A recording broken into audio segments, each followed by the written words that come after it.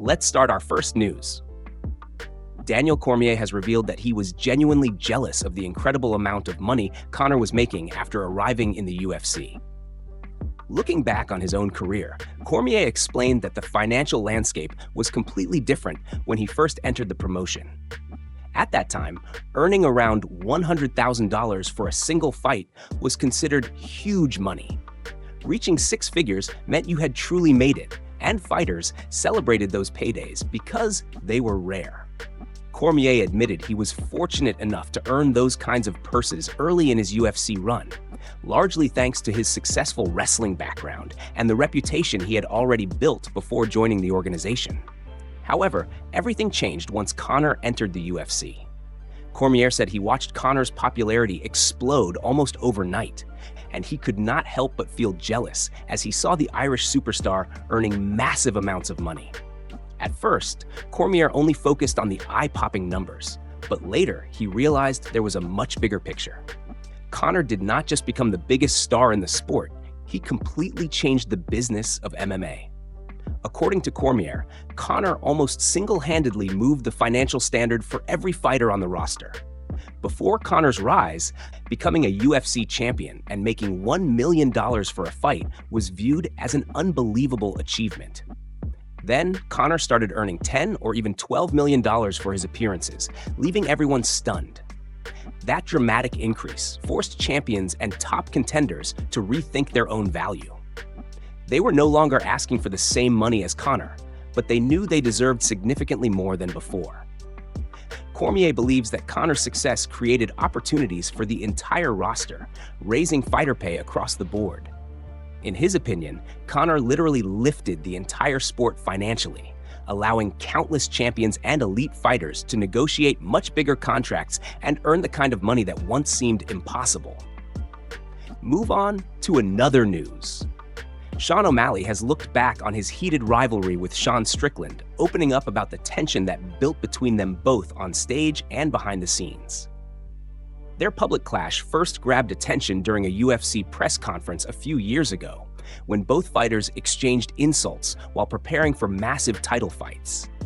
At the time, O'Malley was getting ready to defend his bantamweight championship against Chito Vera in their rematch, while Strickland was preparing for his middleweight title defense against Duplessis. The verbal exchange quickly turned into one of the most talked about moments of the event. Now, speaking about the incident, O'Malley admitted there was much more happening behind the scenes than fans realized. He revealed that Strickland had already confronted him backstage on a previous fight card, where the two were competing on the same event. According to O'Malley, Strickland approached him face-to-face and started questioning him about his 6699 tattoo. The confrontation caught him off guard, with Strickland getting right in his personal space and making the situation feel intense. Because of that previous encounter, O'Malley said he expected Strickland to come after him again during the press conference. Instead of staying silent, he decided to fire back. Looking back now, however, he admits he regrets some of the things he said in the heat of the moment. O'Malley acknowledged that emotions took over, and he probably crossed a line with some of his comments. He also made an honest admission about how he views Strickland as a fighter. O'Malley said he believes Strickland would beat him in a real fight, which is why he usually avoids trash-talking people he feels could seriously hurt him. Even so, he reacted because he felt he had to defend himself after being challenged. Despite everything that happened, O'Malley confirmed the bad blood is now over. The two have since shaken hands and moved on. While he believes trash talk is part of combat sports, he also feels family members should always be off limits, even when rivalries become personal. Move on to another news. Khabib appears to have made it crystal clear that he has no interest in returning to competition, despite the latest attempt to bring him back into the spotlight. Following the announcement that the PFL had officially merged with Jake Paul's Most Valuable Promotions, an old backstage interaction between the two quickly began making the rounds on social media once again.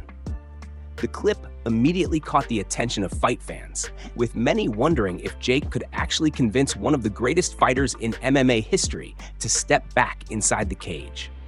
During the backstage conversation, Jake enthusiastically explained his vision for the future of the sport. He praised the partnership between PFL and MVP, calling it a major step forward for mixed martial arts. According to Jake, the merger would create better opportunities for fighters, improve their careers, and completely reshape the business side of MMA. He confidently claimed they were changing the sport forever by giving athletes a better platform and greater financial opportunities.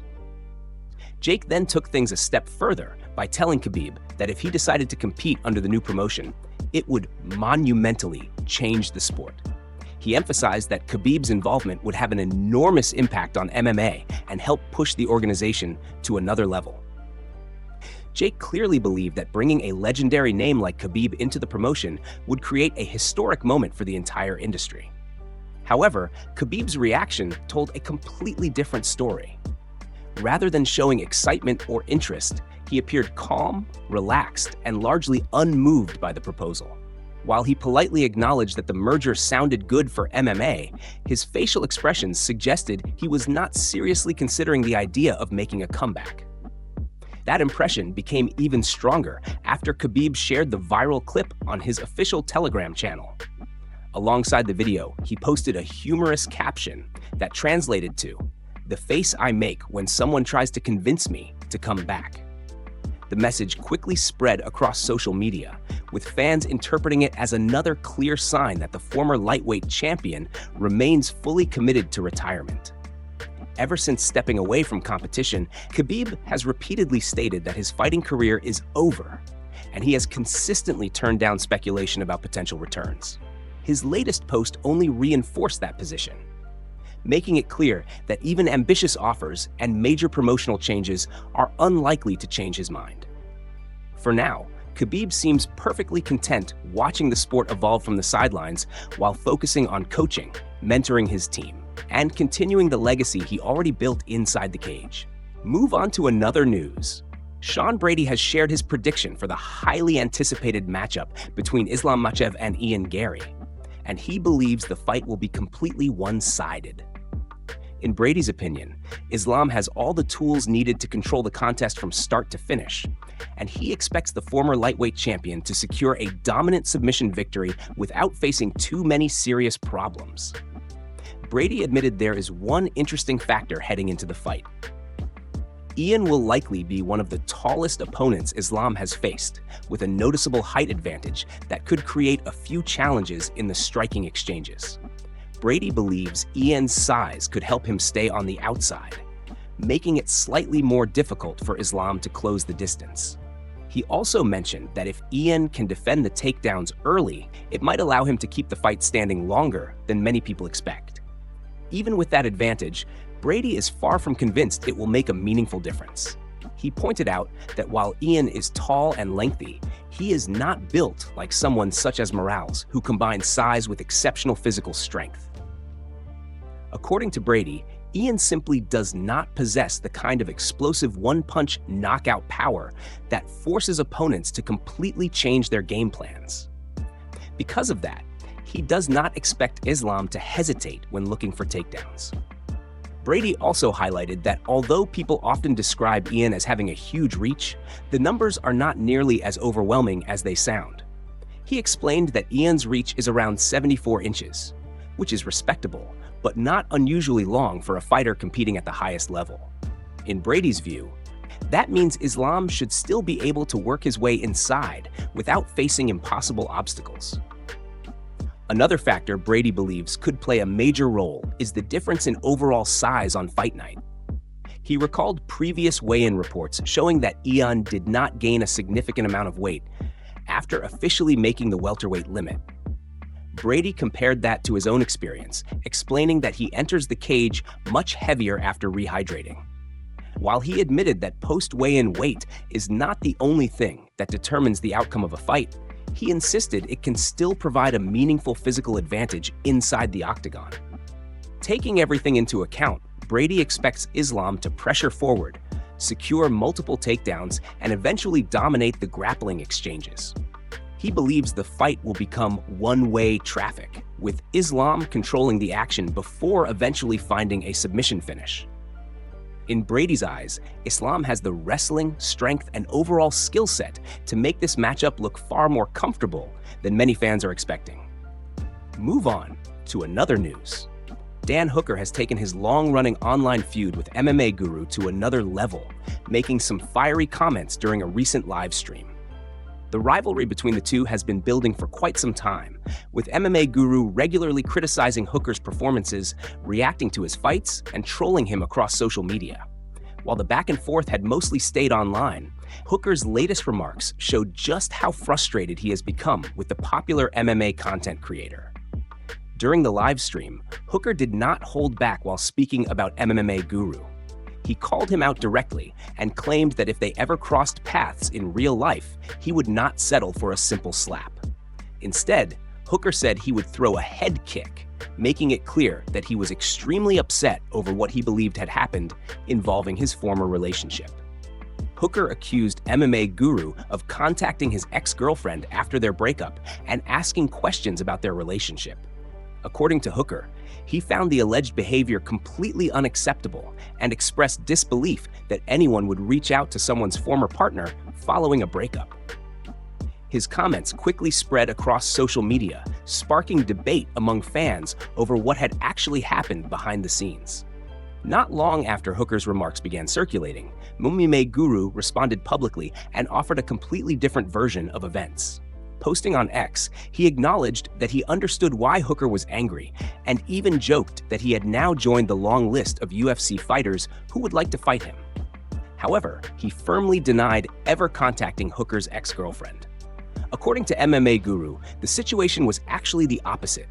He claimed that Hooker's former girlfriend had attempted to contact him several times, but he deliberately ignored every attempt. He explained that despite joking about the situation in response to viewer donations during live streams, he never replied to any messages before, during, or after Hooker's breakup. MMA Guru also emphasized that while he often jokes online, he insisted he never crossed that particular line.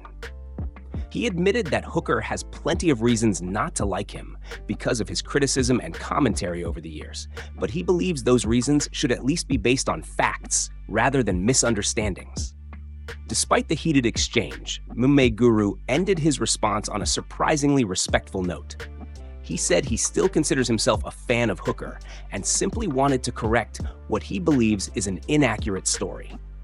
For now, the disagreement remains another chapter in one of MMA's most controversial online rivalries, with neither side showing any signs of backing down. Move on to another news. Joe Rogan has sparked fresh debate after sharing his thoughts on the recent heavyweight boxing match involving Alexander Usyk.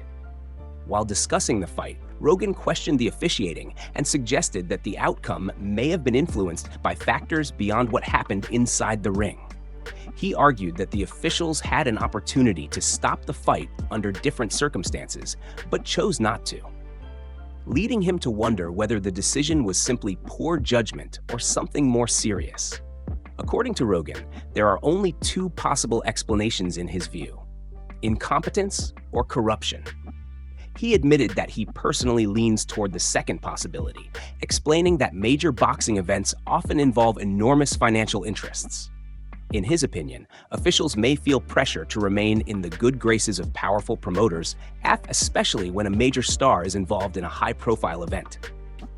Rogan pointed out that Usyk is one of the biggest names in the heavyweight division and has become one of boxing's most recognizable champions. Because of that, he believes there is significant value in keeping a superstar like Usyk at the top of the sport. He suggested that a shocking defeat against an athlete coming from another combat sport would have dramatically changed the landscape of professional boxing. He went on to say that if the challenger had managed to pull off the victory, it could have gone down as one of the biggest upsets in boxing history. Rogan stressed that the fight came surprisingly close to producing that historic moment, making the controversy surrounding the officiating even more intense among fans and analysts. While expressing his opinion, Rogan did not present any direct evidence to support claims of corruption, instead framing his comments as his personal interpretation of what he watched. He also acknowledged the unpredictable nature of combat sports, but noted that discussions surrounding judging and officiating continue to be a major topic whenever controversial decisions occur. Rogan concluded by making a lighthearted remark about sports betting, saying that sportsbooks always seem to come out on top in the end. Whether fans agree with his perspective or not, his comments have once again fueled controversy and reignited conversations about judging standards, officiating, and transparency in the world of professional boxing. Move on to another news. Dustin Poirier is officially set to return to the UFC broadcast desk this weekend, marking another step in his transition from active competition into a media role. The appearance comes during a difficult period for the former interim lightweight champion, who is still dealing with the legal fallout from his arrest earlier this summer at Atlanta International Airport on a public intoxication charge. The incident created significant uncertainty surrounding Poirier's future outside the octagon. According to previous reports, he could face legal penalties if convicted of the misdemeanor offense. Around the same time, Poirier also revealed that one of his biggest post-fighting sponsorships came to an abrupt end. He explained that Bud Light decided to terminate their partnership immediately after news of his arrest became public, ending the agreement without delay. The legal situation has also raised questions about Poirier's long-term future as a television analyst. While there has been speculation surrounding his role on Paramount+, no final decision regarding his broadcasting future has been announced. Even with those uncertainties hanging over him, Poirier is now preparing to return to television as part of this weekend's UFC coverage. For the event, Poirier will join the broadcast team at the UFC Apex in Las Vegas. He is scheduled to appear alongside Dean Thomas and former UFC fighter Alan Juban, contributing to both the mid-event and post-fight analysis. His return suggests that, despite the recent controversy, he remains involved with the UFC's media coverage while continuing to navigate his legal situation. This weekend's card is expected to feature an important lightweight showdown, with Poirier's longtime teammate, Mateusz Gamrot, competing in the main event against fellow lightweight contender Rafael Fiziev. As someone who has trained closely with Gamrot, Poirier is expected to provide valuable insight into the matchup and offer expert analysis throughout the broadcast. Although the recent months have brought several challenges, both professionally and personally, Poirier now has an opportunity to refocus on his broadcasting career. His return to the analyst desk represents an important moment as he works to move forward, rebuild momentum, and remain a familiar face for UFC fans. All eyes will now be on how he performs in his latest role, while the rest of his future continues to develop.